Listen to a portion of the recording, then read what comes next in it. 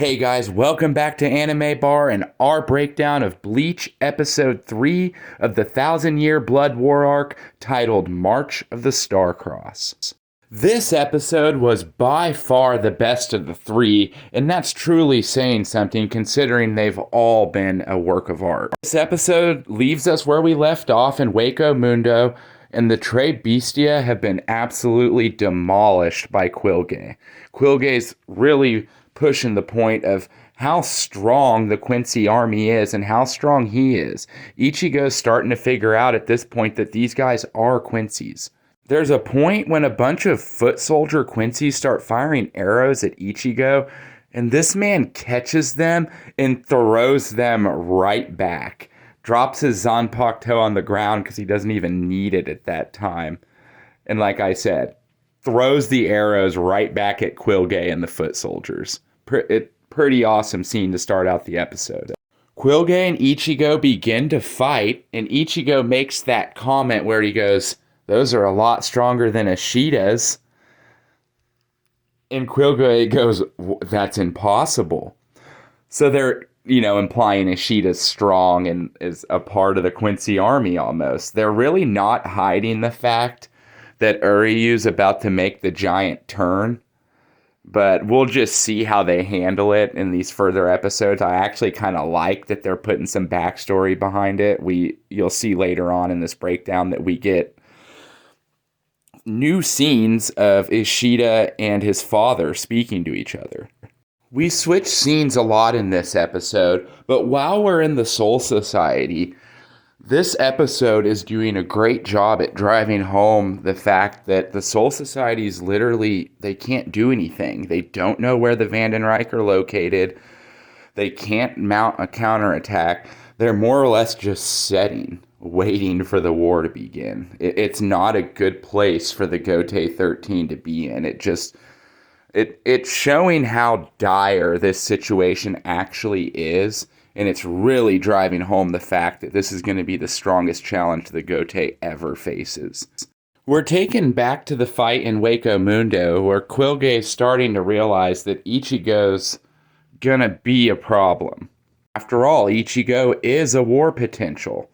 Anyways, Quilge then transforms into something I've been wanting to see animated for over 10 years now. He uses the Quincy Volstanding, their strongest form. It's pretty much like Uryu's Let's Steal, but updated to where they're not going to lose their Quincy powers if they use them. They get to utilize everything about that form with none of the drawbacks. And guys, this transformation series is incredible. If this is how they're going to do all the Volstandings, then I think we're in for a real treat, guys. Anyway, so Quilge is transforming, and I thought I liked it in the manga quite a bit, but I like Quilge animated even more. This form and how they utilize the reishi, just this fight with Ichigo and Quilge to begin with, is one of my favorite fights in the whole series. It's very underrated. Quilge uses all those Quincy techniques that we love and that we wanted to see. And I really hope that they carry that into the other Quincy's, because in the manga that didn't happen. You got Quilge showcased all these amazing Quincy techniques in this fight with Ichigo in the manga, but then Kubo kind of just dropped it with the rest of the Sternritter. So I really hope they take the opportunity with this anime to further expand on all the Quincy techniques. It was a real treat to see animated. Meanwhile, at Yuha's palace, which I'm going to go ahead and add this, God, all the Quincy's in Yuha always look good when they're in the Vandenreich Palace, and I think it's going to continue into when they invade the Soul Society. But anyways, they're like, okay, Ichigo's distracted. Now is the time. We are going to invade the Soul Society. And guys, I just cannot hammer home enough how this is Bleach at its top tier, at its very best, if you ask me. Because you get the feel that a real war is about to take place. You didn't get that feeling when Aizen started his war. It was more of a conflict. But this battle with Yuha and the Quincy's, this is all out war. And it's all we've ever wanted from Bleach. And they're expanding on it. And I couldn't be any happier. This whole transition is beautifully animated. The lights, the shadowing, they all gather at the gate of the sun, and they're getting ready to go destroy the Soul Society. Very dire and very intense. So yeah, Quilge's objective was to take down Ichigo and Waco Mundo. So like I said, you see Quilge utilizing all these techniques, and they're just not really working on Ichigo too well. But you still get to see him, like the Slayer's Ray. He's literally taking all the reishi from around Waco Mundo, even from Orihime's barrier. It's extremely awesome scene. I love how they're animating the reishi and the Quincy abilities in all the episodes. It's just great. So right when he's about to unleash all this reishi, Ion, guys, punches Quilge in the face, and it was awesome. And guys, Ion's just as scary as he was in Kurakura Town. I mean, this thing's like straight out of a horror movie. Anyway, so the Tre Bestia are like, yeah, you thought you took us down? Yeah, right. Here's Ion. And then also something pretty neat is Ichigo never got to see Ion. So he's sitting there like, what is that? Anyways, what Ion then proceeds to do to Quilge almost makes you feel bad for Quilge. Now this is where we really start bouncing around. You got Quilge down in Waco Mundo getting his butt whooped by Ion. And while all that's happening, we're treated to all new scenes with Ishida and his father laying the groundwork for Ishida potentially joining Yuha. I mean, he just wants answers, and his father's given him nothing. He ends up finding some writings from his grandfather that help him make his decision, whatever that may be. But it's a great new scene that we're given. And meanwhile, while that's happening, we're in the Soul Society, and they're waiting for the alarm, like the war alarms, to go off. We're really getting the feeling that something crazy is about to happen, like this war's about to pop off. But right before any alarms go off, we get this guy who we haven't seen in a long time explain the difference between Quincy's and Soul Reapers.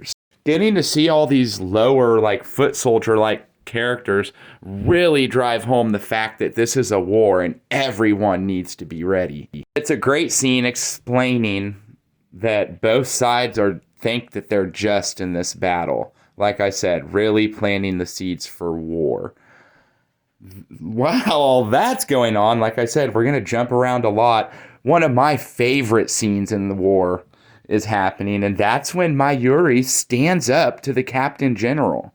And almost in an odd display of weakness, the head captain blames the captain of the Research and Development Department for the invasion. And Mayuri goes, no, I warned you a long time when Ishida came through here and I fought him that the Quincy's might still be alive. And you failed to do anything. And on top of that, you failed to kill Yuha 1,000 years ago.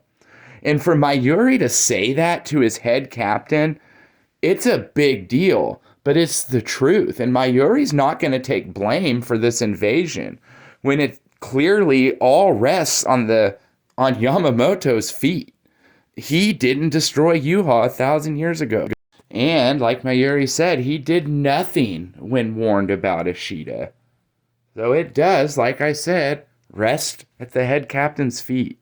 Back in Waco Mundo, Quilge's completely over getting his butt whooped by Ion. I mean, he for real got tossed around Waco Mundo like a rag doll. But he gets up and literally cracks his neck back into place and is like, no more of this.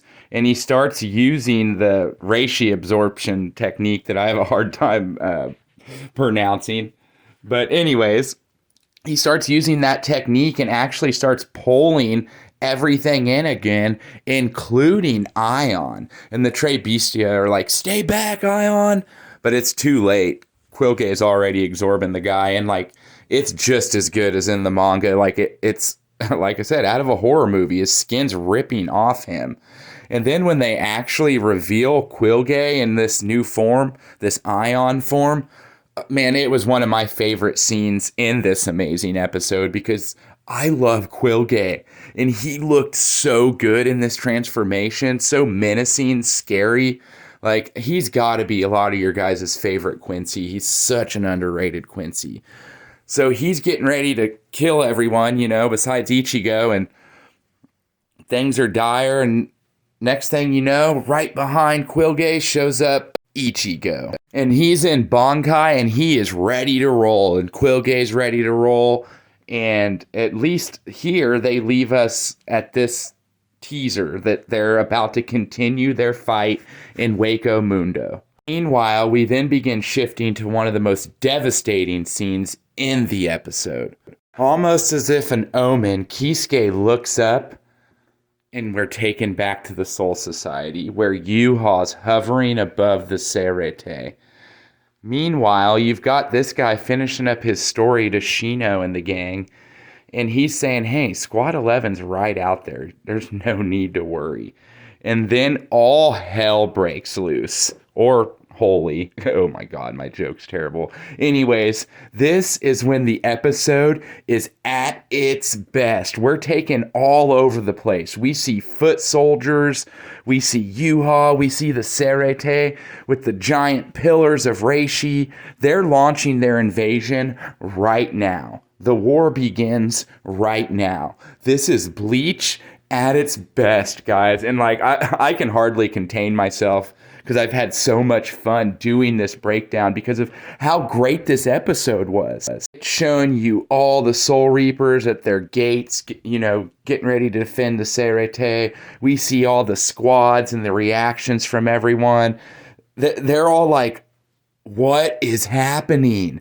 Renji's losing his mind. He's never seen anything like this.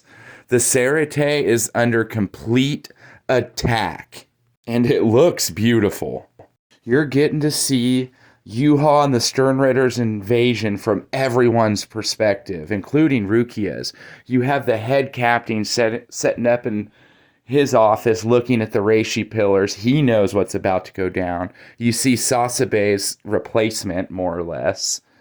You see everyone, and it really drives home the fact, I know I've said this multiple times, but that this is an actual war with stakes. Squad 3 then begins to see someone coming out of the pillar. You get to see all the different seats through 5, 6. You see guys we haven't seen it since the beginning of the series. You see this neat device, which is pretty much like a Reishi detector, and they're shooting it at the pillar to see what's in the pillar, and they're like, oh no, it's a Quincy! And before they can even prepare, it's too late. I thought this man Kira went down in the manga hard. Oh wow, he takes a burner finger and it rips him apart. So much gore. I mean, like I said, in the manga this was nuts, but that is so much blood. His arm's just off there to the side. Oh, like I said, I'm getting excited, but this is Bleach at its best. So, of course, the other Squad 3 guys are like, we're going to revenge our lieutenant. And, I mean, that's pretty admirable of them to do, but they stand no match against this captain level threat, or even above captain level threat. But they all start whipping out their Shikais. And then Basby just jumps out of the pillar and slams 2 guys, no problem. And then literally a no-looker burner finger takes out this guy's head. Like, he totally e-burned this guy, like what you all did to e-burn. Blows his head off with a burner finger. And then he just proceeds to stand up and declare their invasion of the Soul Society. He goes, there's not going to be any of you guys left. We're ordered to kill you all.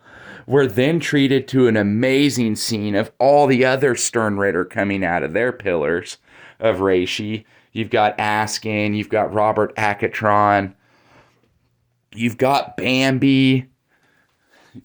I mean, all our favorite Sternritter. You've got Asnot there, Hashwolf, and they're all coming out of their Reishi pillars, and we're getting, like, everyone, like, the good guys' reactions. They're shocked.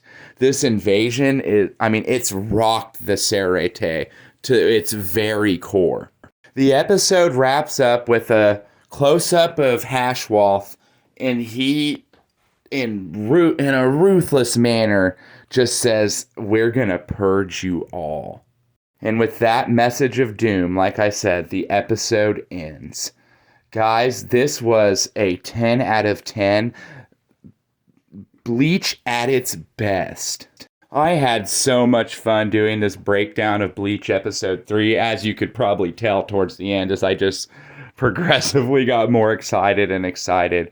But as a longtime Bleach fan, getting to see all of this animated, it's just surreal, and it looks better than I could have ever imagined. Quilgay looks amazing. I mean, every bit of dialogue is spot on. The new scenes with Ryukin and Uryu, I love how they're setting that up. Like, this episode almost felt like 2 episodes with how much we got. The fight so far between Quilgay and Ichigo is awesome. You got to see the Volt standing, everything. A 10 out of 10 episode. This is Bleach Mondays at its very best, and I'm sure it's just going to continue to get better and better. The war is on, guys, and they couldn't have made it any more apparent. Like I said, for about the 5th time, episode 3 was Bleach Peak, and I can't wait for episode 4. Well, guys, that's the end of our breakdown. Thanks for coming back to Anime Bar. Tune in for more videos from me. Check out the videos we've already made. And tune in every Monday for our breakdown of the newest episodes of Bleach. Until then, see you guys later.